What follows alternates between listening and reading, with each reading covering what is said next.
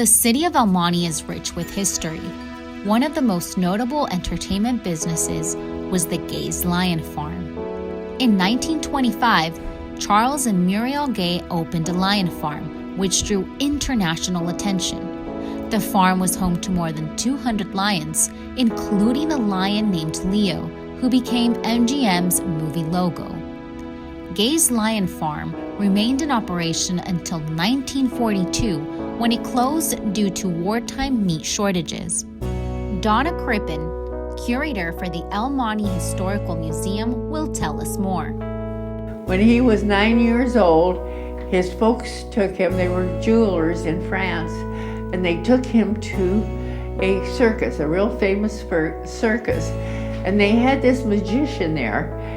He tells this story and he says the magician had him take their hand and rub it across their forehead and make a wish.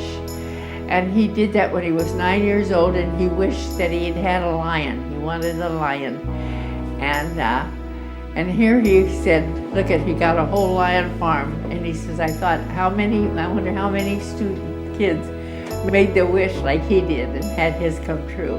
Because then he was working for MGM Lion and became very, very famous. But that's how we got our lion farm in El Monte, was through our Gay's Lion Farm. Charles and Muriel Gay. They were training the animals, and they would come and put shows on for them. And so that's when you see them standing in line, and then they stand up and get over here, how she has them trained to stand up on the little pedestals. And we even had a lot of the movie stars. Here's Mae West, and then we had the little Rascals, our little Spanky and Captain and Little Rascals. They would come out, but it was quite a drawing. It used to draw people from all over. We had presidents and all celebrities from all around the world that would come and visit the lion farm.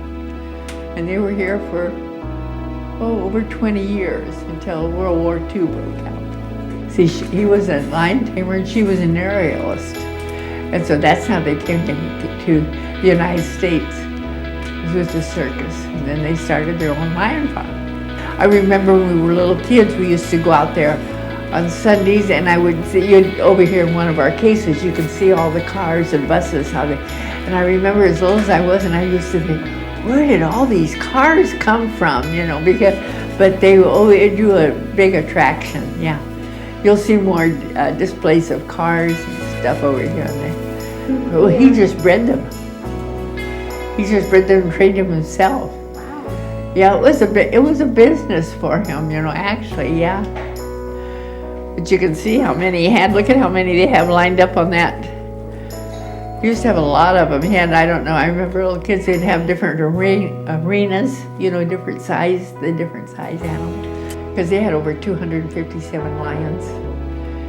And if that went, during the war, they were expecting an attack on the West Coast, if that got out. And in fact, when you go out, if you think about it, over there in our little patio in the corner, you're going to see the old lion farm, the old crater where they used to go out and get the wild horses, because they'd give them horse meat. And it took 2,000 pounds of horse meat a day to feed those many lions, because that's how many lions they had.